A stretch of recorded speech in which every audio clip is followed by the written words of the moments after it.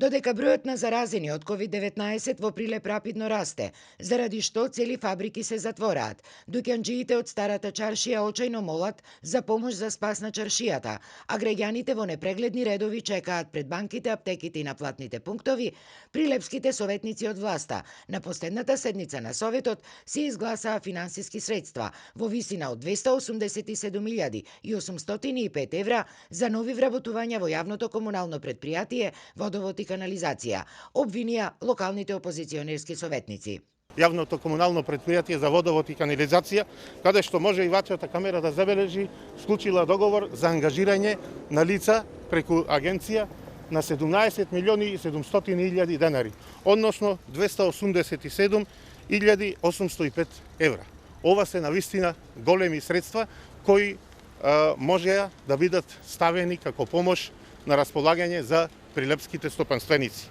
Председателот на Советот на општина Прилеп пак Миле Талевски се пофали со мерките кои што ги презема општината за помош на правните и физичките лица, но и на социјално загрозените семејства.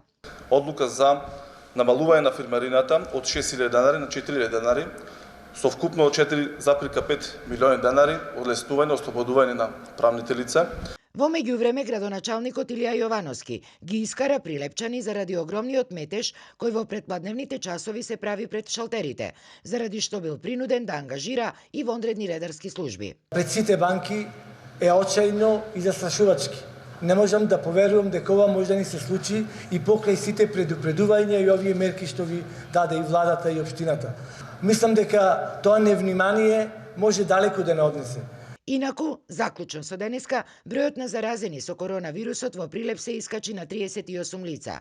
Еден нов случај, трет по ред, е регистриран и во општина Крушево. Во инфективното оделение на Прилепската болница се наоѓаат 4 лица, сите со средна клиничка слика.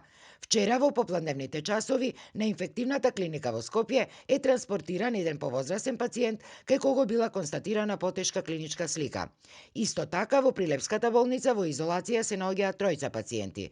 За двајца од нив се чекаат резултати од земениот бриз, а третиот пациент е во фаза на обработка.